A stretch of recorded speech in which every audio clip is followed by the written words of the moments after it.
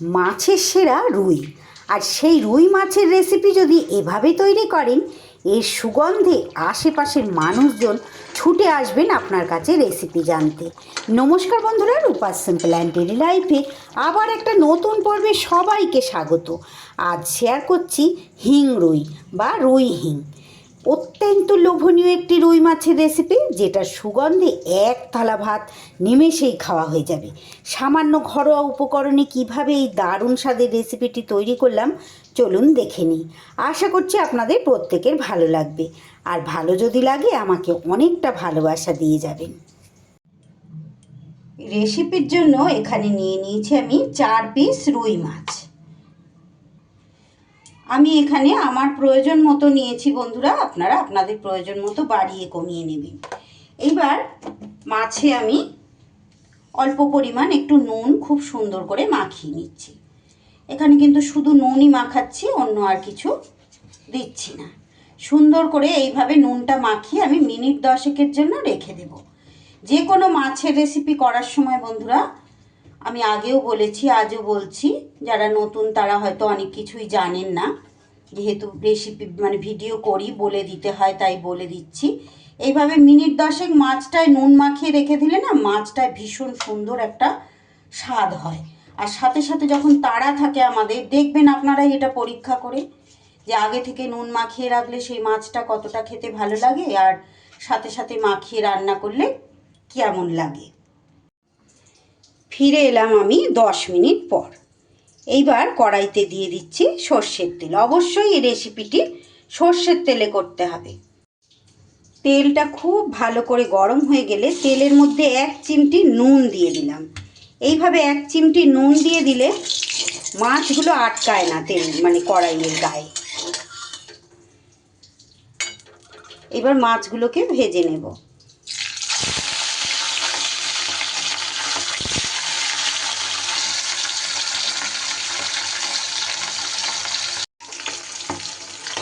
মাছগুলোকে বেশ সুন্দর করে এপিট ওপিট করে উল্টে পাল্টে ভেজে নিতে হবে। এক পিঠ ভাজা হয়ে গেছে, আর এক পিঠ উল্টে দিচ্ছি। মাছ আমরা সবাই ভাজতে জানি। মাছ রান্না সব থেকে সহজ, খুব সহজ একটা রেসিপি বন্ধুরা, কিন্তু খেতে সত্যি এত ভালো, এত সুগন্ধ, রান্না করতে করতে আপনি নিজেও বুঝতে পারবেন। আর যাকেই খাওয়াবেন সেই বলবেন যে কী এমন দিয়ে রান্নাটা করেছেন যে এত লোভনীয় হয়েছে। অপর দিকটাও সুন্দর করে ভেজে নেব। এইদিকে একটা বাটির মধ্যে আমি নিয়ে নিচ্ছি 4 চামচ টক দই। 4 পিস মাছের জন্য এখানে আমি 4 চামচই নিলাম। আপনারা বাড়িয়ে কমিয়ে নেবেন মাছের পরিমাণ অনুযায়ী।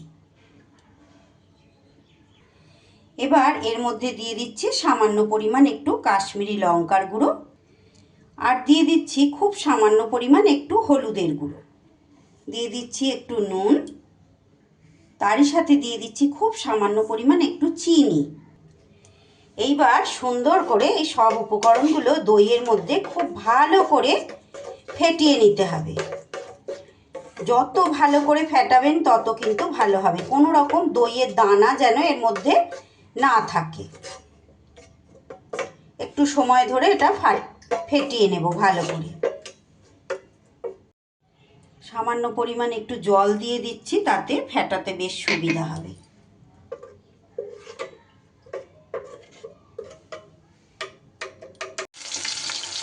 মাছগুলো কিন্তু দেখুন বেশ সুন্দর করে ভাজা হয়ে গেছে। এর থেকে একদম মচমচে করে ভাজবো না। বেশি মচমচে করে মাছ ভাজলে কিন্তু মাছ ছিবড়ে হয়ে যায়, সেক্ষেত্রে মাছের স্বাদ ভালো লাগে না। আপনারা যে যেমন ভালোবাসেন সেই রকম মতো করে ভেজে নেবেন।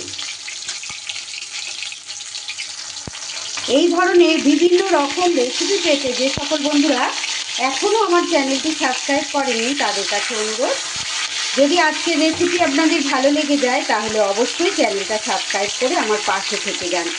পাশে থাকা বেল আইকনটাকে অল করে রাখুন, যাতে প্রত্যেক দিন ভিডিও আপলোডের সাথে সাথে সবার আগে আপনাদের কাছে নোটিফিকেশান পৌঁছে যায়।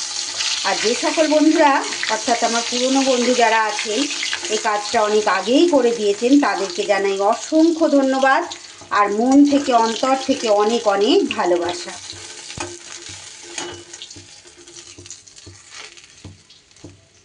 মাছ ভাজা তুলে নিয়ে এইবার এই তেলের মধ্যে দিয়ে দেব 4টে কাঁচা লঙ্কা। অবশ্যই মুখগুলো কিন্তু একটু ফাটিয়ে নিতে হবে, একটু ভেজে নিয়ে লঙ্কাগুলো তুলে নিতে হবে। আমি এই মাছের মধ্যেই তুলে রাখছি।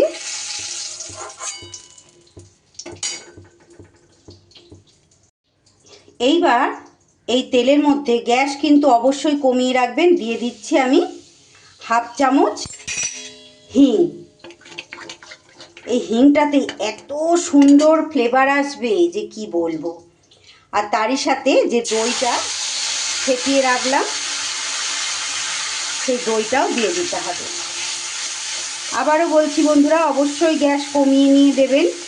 প্রয়োজন হলে গ্যাসটা বন্ধ করে দিয়েও দিতে পারেন। এটা দইটা দিয়ে এবার খুব ভালো করে এটা কষিয়ে নিতে হবে।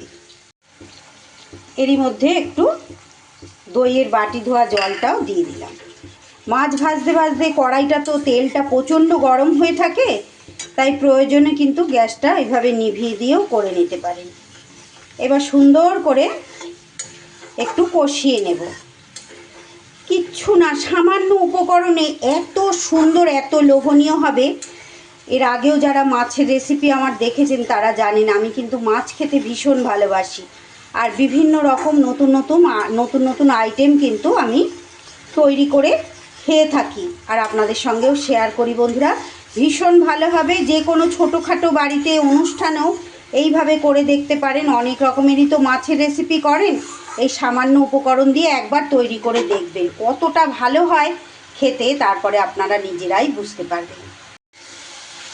দেখুন দইয়ের মধ্যে যে জলীয় ভাবটা ছিল, যতটা এইরকম কষানো হবে জলের ভাবটা ততটাই কমে যাবে আর ওপরে এভাবে তেল ভেসে উঠবে। এইবার এই পর্যায়ে দিয়ে দেব 1 চামচ পোস্ত বাটা। বেশি দিতে হবে না, এই 1 চামচ দিলেই যথেষ্ট। পোস্তটা দিয়ে এবার একটু ভালো করে নাড়িয়ে নিতে হবে। আমার আজকের এই রুই মাছের রেসিপি যদি আপনাদের ভালো লাগে, ভিডিও শেষে একটা লাইক আর ছোট্ট একটা কমেন্ট করে জানিয়ে যেতে কিন্তু ভুলবেন না। আপনাদের সুন্দর সুন্দর কমেন্ট প্রত্যেক দিন নতুন নতুন ভিডিও তৈরি করতে আমাকে অনেকটা অনুপ্রেরণা যোগায় আর আমার ভিডিওটাকেও অনেক দূর পর্যন্ত অনেক মানুষের কাছে এগিয়ে নিয়ে যেতে সাহায্য করে।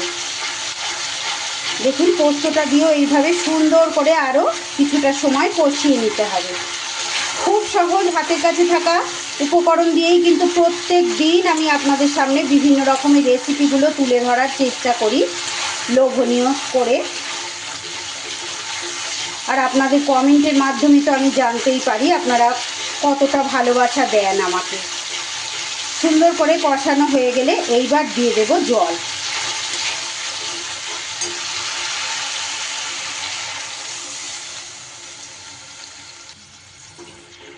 জল দিয়ে এইবার মিনিট 2 গ্যাসটা কমিয়ে নিয়ে গ্রেভিটা একটু ফুটিয়ে নেব। আঁচ কমিয়ে মিনিট 2 গ্রেভিটা খুব ভালো করে ফুটিয়ে নিয়েছি। এইবার ভেজে রাখা মাছ তারই সাথে কাঁচা লঙ্কাগুলো একসাথে দিয়ে দিলাম। দিয়ে আবারও 2 মিনিট খুব ভালো করে ফুটিয়ে নিতে হবে। নুন মিষ্টি সব কিছুই তো আমার এর মধ্যে দেয়া আছে, অবশ্যই নুনটা চেক করে নেবেন।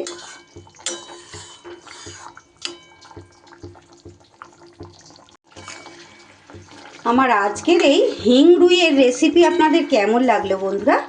ভালো লাগলে অবশ্যই বাড়িতে ট্রাই করবেন আর বন্ধুবান্ধব সকলের মাঝে ভিডিওটা শেয়ার করে আমার ভিডিওটা অনেক দূর পর্যন্ত এগিয়ে নিয়ে যেতে সাহায্য করবেন। আর নতুন বন্ধুরা প্লিজ আমার চ্যানেলটা সাবস্ক্রাইব করে আমার পাশে থাকবেন আর একটা লাইক আর ছোট্ট একটা কমেন্ট করে জানিয়ে যেতে কিন্তু ভুলবেন না। এতক্ষণ পর্যন্ত ধৈর্য ধরে যে সকল বন্ধুরা আমার সঙ্গে রয়েছেন, আমার রেসিপিটি দেখছেন ভালোবাসা দিয়ে, তাদেরকে অসংখ্য অসংখ্য ধন্যবাদ আর অনেক অনেক ভালোবাসা। 2 মিনিট সুন্দর করে ফোটানো হয়ে গেছে গ্রেভিতে মাছ, ভালো করে গ্রেভি কিন্তু ঢুকে গেছে মাছের মধ্যে। ব্যাস এইবার গ্যাস বন্ধ করে 5 মিনিটের জন্য স্ট্যান্ডিং টাইমে রেখে দেব। এইবার গরম ধোঁয়া ওটা ভাতের সাথে পরিবেশন করে দিতে হবে। এর সুগন্ধেই পুরো ভাত খাওয়া হয়ে যাবে। রেসিপিটি যদি আপনাদের ভালো লাগে একবার এভাবে ট্রাই করে দেখতে পারেন।